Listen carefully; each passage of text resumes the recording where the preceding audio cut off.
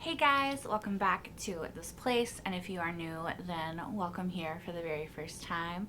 I'm Carmen, and today we are going to be doing our season 1 wrap-up Q&A for The Expanse. I'm super excited to talk about this show and get into the questions that y'all had for me.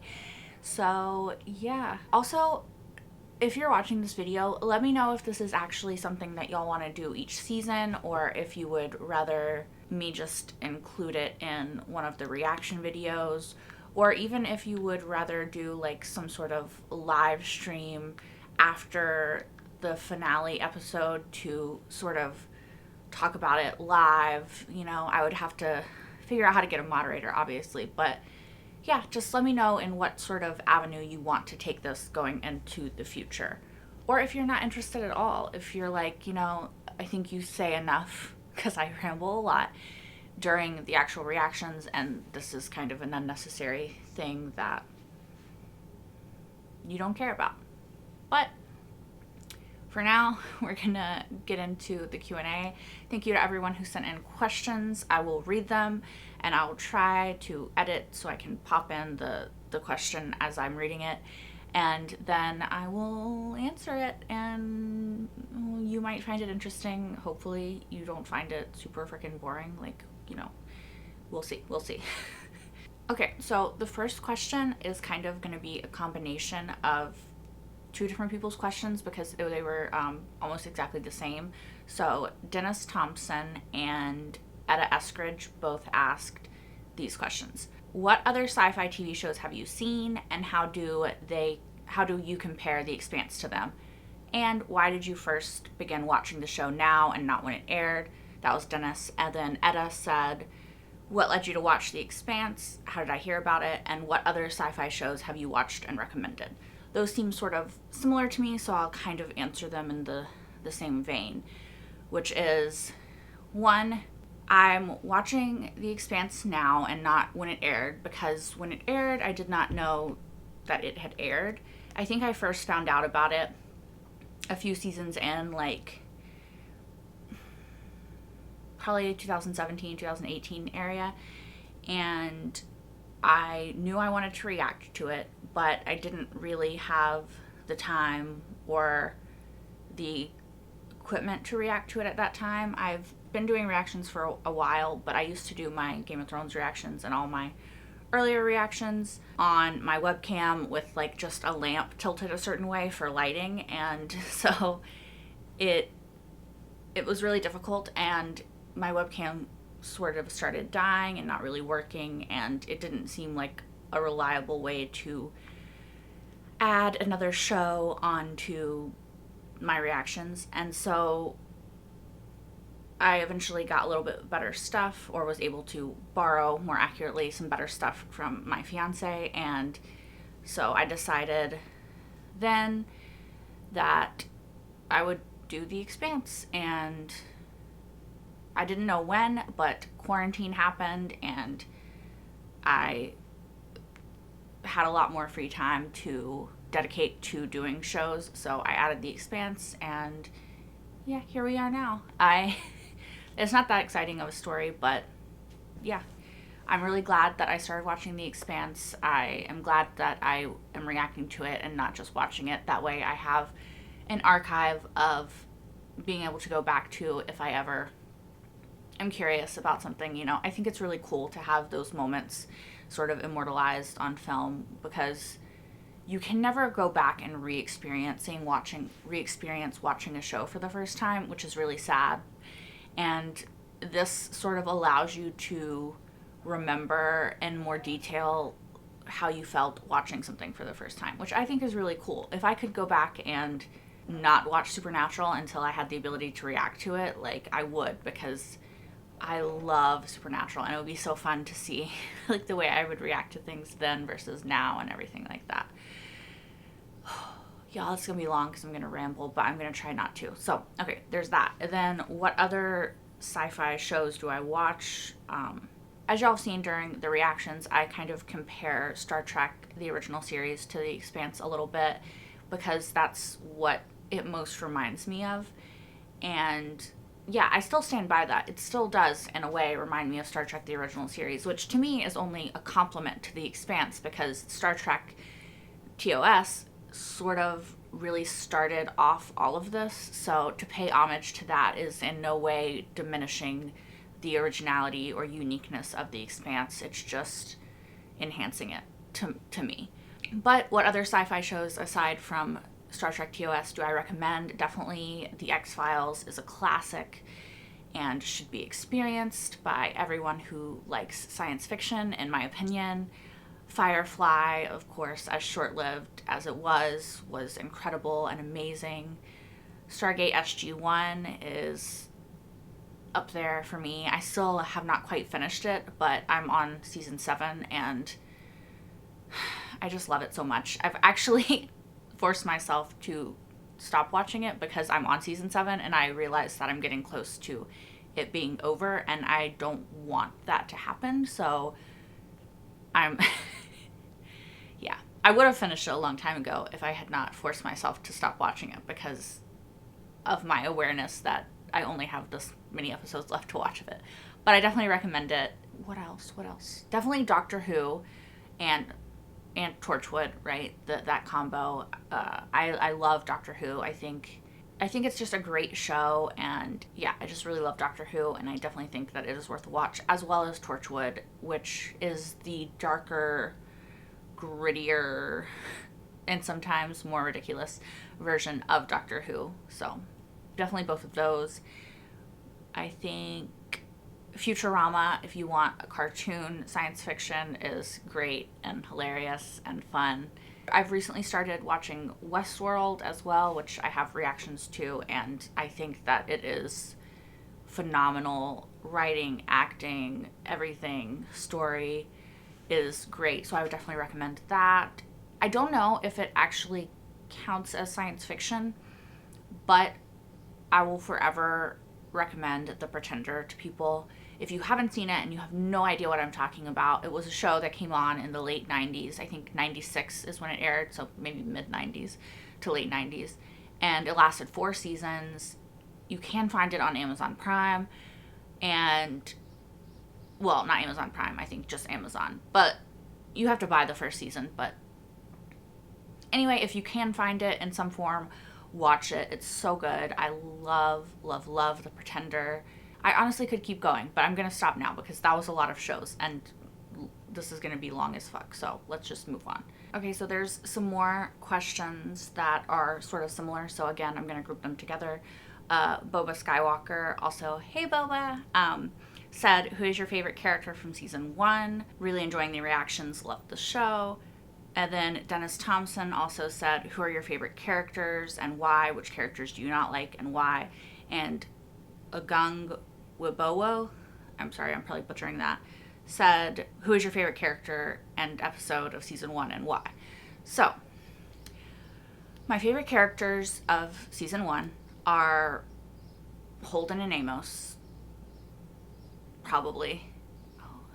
It's actually really hard because I'm like Holden and Amos, but then I'm like, but Christian and Naomi and, you know. But yeah, probably Holden and Amos right now, but again, Christian and Naomi are very, very close. Alex as well. It's just those two sort of right now have my attention. Also Miller. Y'all gonna find out that I'm really bad at picking favorites and ranking things and such like that. But yeah, I'm just gonna say Holden and Amos because I find them the most compelling right now. I think Amos I want to know the most about, or I want to know about the most, and Holden I feel like I know the most about. So yeah, and they're very different characters, and I like the dichotomy of them and seeing them interact with each other and seeing them play off of each other and all of that. But yeah, definitely Christian and Naomi are close contenders, as well as Miller and Alex. Yeah, so all of the characters, essentially. I don't like Dawes. I don't like Julie Mal's dad. I don't like the weird scientist guy that was like talking about Julie and saying like this was the best thing that she could have done in her life, or I don't know, some weird shit like that. Don't like that guy. Don't like the guy who tried to kill Havelock, but he's dead, so we don't have to worry about him anymore. Don't know how I feel about Fred Johnson. I don't like him, but I also think that it's possible that he's changed since he was, the butcher. So, jury's still out on him. And the last question that Dennis Thompson asked is, where do you think the show is heading and why? I have no idea, honestly. I think that to even try to speculate at this point would be just me talking out of my ass. Like, I don't know. I don't know. War, probably. I don't know. Agung Wibowo also said, what do I think of Anderson Dawes and Captain Shadiq? Yeah, I think that's how you say it. Is Captain Shadiq the one that was the head of the cops? Because I feel like she's definitely in people's pockets, if that's the case. Anderson Dawes, I don't like him. Before everything that we found out that he did to Julie, I don't think he's a good person. I think he uses people to further the ends that he wants. I think that he wants a war. I think all of his causes aren't necessarily bad. All of his ideals aren't bad. Like, Belters are treated like shit. I think that needs to change. I don't know. I think he has cynical ideas about humanity and life, and he's a complex character for sure, but I don't know. I don't like him. That's how I feel about him, is I don't like him. This one's actually quite interesting. It's, who do you trust more, Anderson Dawes or Fred Johnson? Why? And this is the same person from the last question. And I think Fred Johnson, honestly, because I think that even if his motives are a bit more selfish, then they're at least a bit more transparent than Dawes' motives, I think that it's definitely possible that he has, like I said in the previous question, grown and changed from his time as the butcher. I think that he could, he's definitely still doing some shady shit, but I think that it's possible that he's not as bad as we've been led to believe, whereas Dawes is sort of, I feel like, just as bad, if not worse, than we think he is. So I wouldn't trust either of them, but if I was forced to choose, I would definitely trust Fred Johnson more than Dawes. Again, the same person said, Miller or Holden, which POV do you enjoy more? I think I enjoy Holden just because I get more characters with Holden's POV than I do with Miller's, but I also really enjoy Miller's. So if it's like a 53 to 47 thing, it's not, I don't immensely enjoy Holden's POV more because I really like Miller. So they also said, do you think Christian would be involved in the Blue Goo conspiracy if she got to know first? And no, I do not think that she would, because I don't think that Christian is that kind of person. She seems very interested in stopping the war and stopping the atrocities and doing what is right. So I don't think that she would have been a part of trying to take out an entire Belter station, That's just not how I read her character. I could be wrong, but that's just not what I get from her. Another question they asked was, at this point, what do you think about the Blue Goo?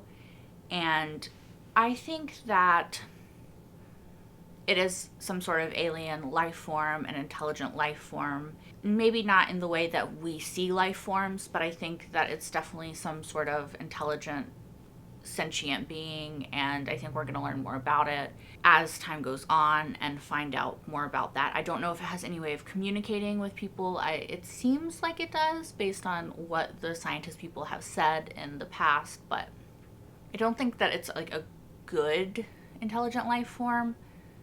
But again, yeah, we're just going to have to see if any of that's even accurate or if it's just like a parasitic life that doesn't really have a motivation as far as good or evil. It just wants to keep surviving and existing, Okay, so Bill Ross said, you saw Miller's reaction to Amos admitting to killing Semi. What's your prediction on what will happen between those two? I think that Miller is going to be upset because Semi is obviously his friend and has been since they were kids. But I don't think that Miller is going to be irrationally upset. I think his conversation with Amos, you know, I don't know. I think that Miller is similar to Amos as a character, and he's going to understand that you have to do what you have to do in that situation and in that moment. So I could be wrong, but I just kind of, that's how I read Miller. Like I said, I do think he's going to be upset about it, but I don't think he's going to be as upset as like Holden would if it was Holden, you know? Okay, so Deanna DeWall said, what do you think of Miller's childhood story he told in this episode and his visions of Julie? I think that it's cool to learn more about Miller's childhood. I think it explains a lot about Miller, you know, which we already knew. He grew up disadvantaged in the Belt, trying to survive, and there comes, you know, like he said in the story, there comes a point when they couldn't even, you know, innocently steal to get food and stuff from this pachinko parlor. And, you know, he kind of felt that his life had two choices.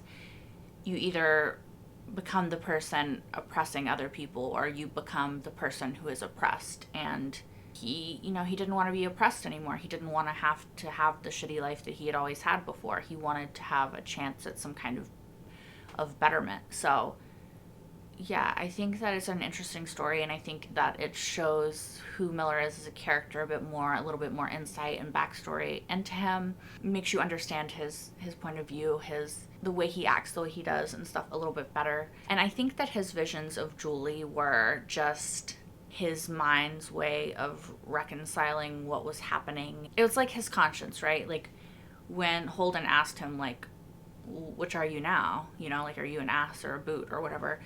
And Julie's like, yeah, which are you?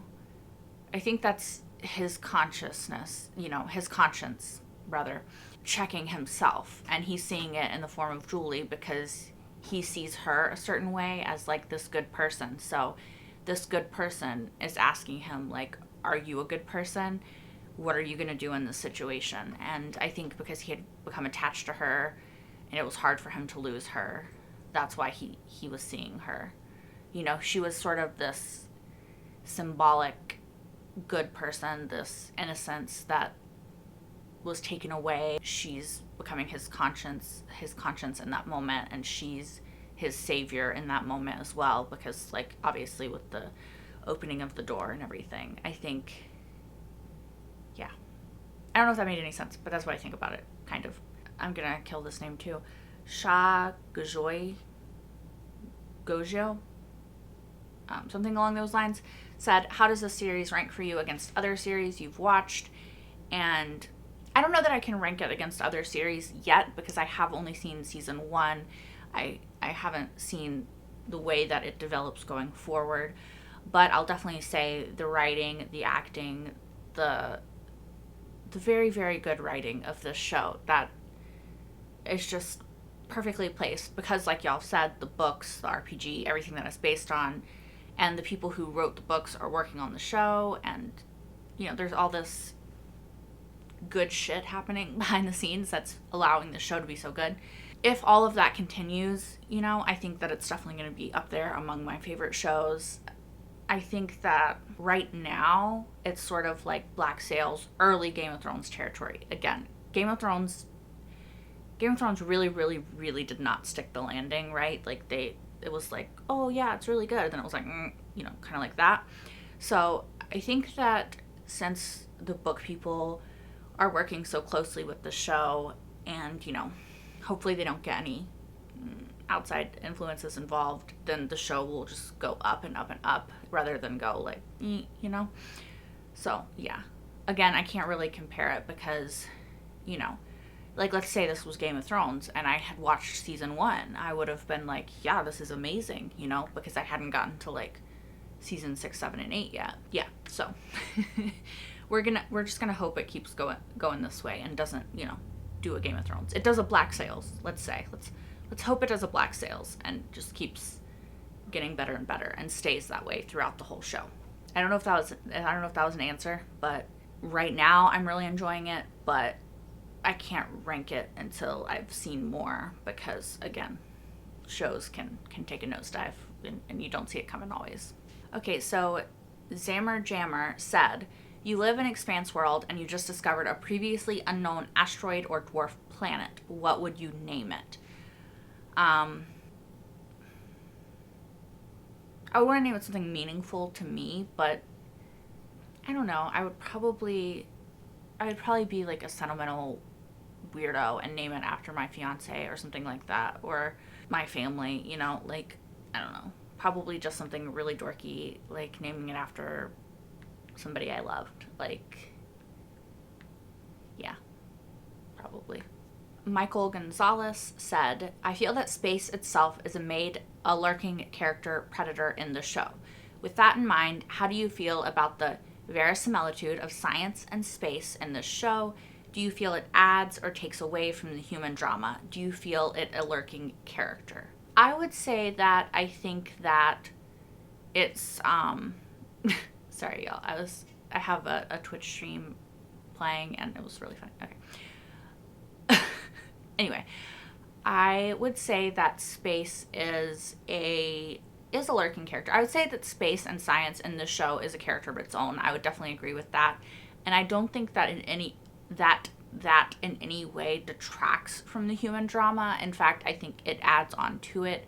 I think it creates a more dimensional story where everything, including the area around you, could possibly kill you if you take one step out of turn, you know? Like the blue goo, for example, came from space, I presume. And so I think it adds definitely a lurking character, like you said. I think it's very interesting, and I think in a lot of shows like this, space itself has to become a character, you know, or else it doesn't work. And so I really like the way that The Expanse has done that for this show. Okay, so next question. Phil said, will you watch some of the fun videos like Expanse Crack, Cast on Vars, Double Up Day, etc. once you're done with season 3? Also, the story is so thought out that things from season 1 are still paying off in season 4. So, first off, yes, I would love to watch those things. I think that it's always fun to watch like little crack vids or behind the scenes vids or bloopers, anything like that. I would love to watch because it's a lot of fun, you know. I like to get a more full story of behind the scenes as well as, you know, in front of the camera, what's going on in a show.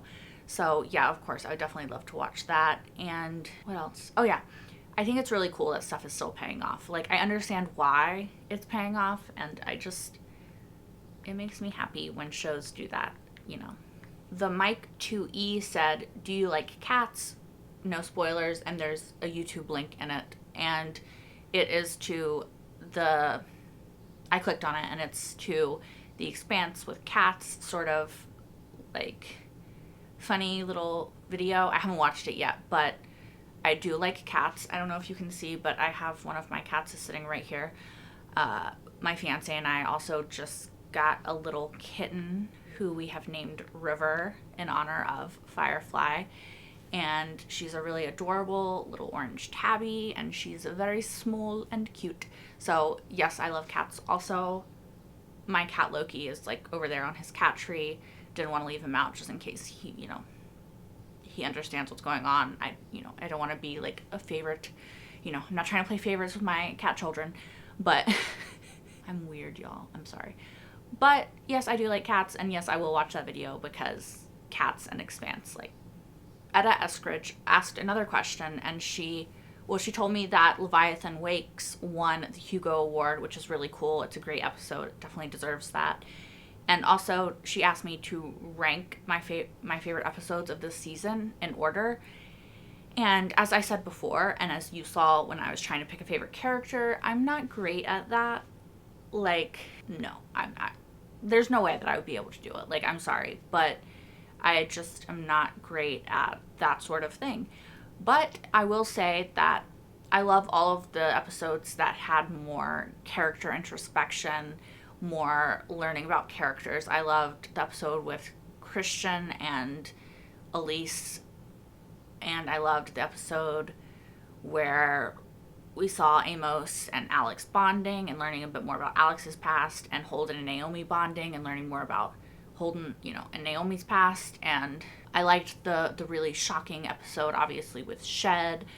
I liked all the episodes where we learned about Julie and Miller, and y'all, I liked all the episodes. I think that they were all really good, and I liked them all a lot, So maybe once I'm finished with all of the episodes of the show that have aired so far, I'll be able to go back and pick like a couple favorites from each season, but right now it's sort of an impossible task for me. All right, y'all, and the last question was by Rodent No Last Name, and it's not really a question, but they were mostly pointing out that there's an entire lack of romance subplot in all of season 1.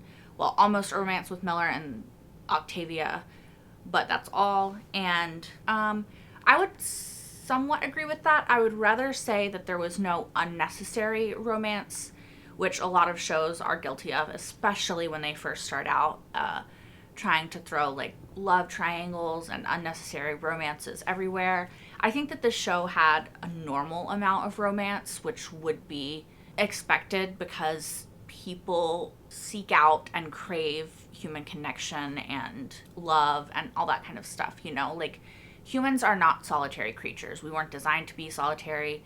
We are people who need other people. So I think any kind of romance that develops from that is normal. And yeah, like there wasn't unnecessary romance, but there was definitely romance in season 1, right? We had Holden and his girlfriend in the beginning, and we had Christian and her husband, which are just a little cute, wholesome romance, We had a little bit of Miller and Octavia, mostly their past, and I think she's still a little bit wrapped up in her feelings for him. And then we had, towards the end, a little bit of Naomi and Holden. At least that's how I read it. So, there was not zero romantic subplot in the whole show. Like, most of it was either subtext or definitely not central plot. So I think maybe that's what you're referring to. But yeah, I think, like, I would say I do appreciate the lack of unnecessary drama surrounding romantic subplots or plots in this show. So I do appreciate that. All right, y'all, so that is it for all of the questions. I had fun answering them. But again, let me know if this is actually something you want me to do each season, or if you would rather it be maybe an end of the season live stream, or even just if you think that how much I ramble in the actual episodes themselves is sufficient and you don't feel it necessary for me to answer specific questions like this in this kind of forum. Yeah. So again, that's all I have for right now. I will see you all with season 2, episode 1 next Friday.